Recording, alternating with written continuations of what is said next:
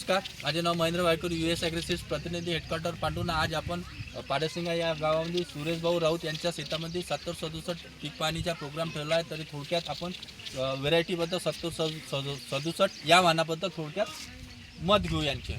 तर नमस्कार, तुमचा परिचय द्या.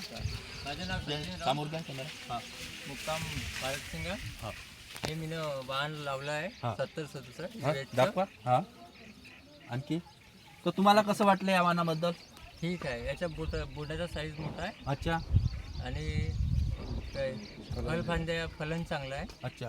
आणि हे म्हणजे रोग रोग एवढा नाही आला. हम्म. तर तुम्ही पण पाहू शकता, आज जर ह्या झाडाला जर पाहिलं तर 40 ते 50 बोंड पॅक झालेले आहे आणि बोंडाचा साईज पण मोठा आहे आणि जवळ कांड पण आहे. तुम्हाला आवडली आहे पराठी? दुसऱ्या शेतकऱ्यांना काय मेसेज द्या ह्या वाहनाबद्दल? म्हणजे लावा बघून लावा. तुम्ही खुश आहे, हो. सॅटिस्फाईड आहे? हो. हे एकसारखं पूर्ण प्लॉट आहे. प्लॉट दाखवा थोडंसं. एकसारखे झाड आहे, 40-50 बोंडाची सिरीज आहे आणि एकसारखं प्लॉट बसलेला आहे यांचं. तर तुम्हाला कुठलाही चुडचुडासाठी म्हणजे बळी ना पडले तुम्ही, बरोबर आहे? झाड फ्रेशला आला तर तुम्हाला आवडली ना?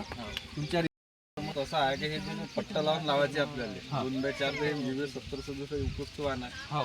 पानं कम असल्यामुळे त्याला ऊन हवा वगैरे सगळं लागते, ड्रॉपिंग कम होते. हां बॉईल सर सिरीज वगैरे ठीक आहे. हां दाखवतो. हां रोग प्रतिरोधक क्षमता अदर वाहनापेक्षा चांगली हे आहे. हे नमस्कार, आमचे यांचा परिचय करून देतो. हे गांधी कृषी केंद्र पाडसिंगा इथले रिटेलर आहे.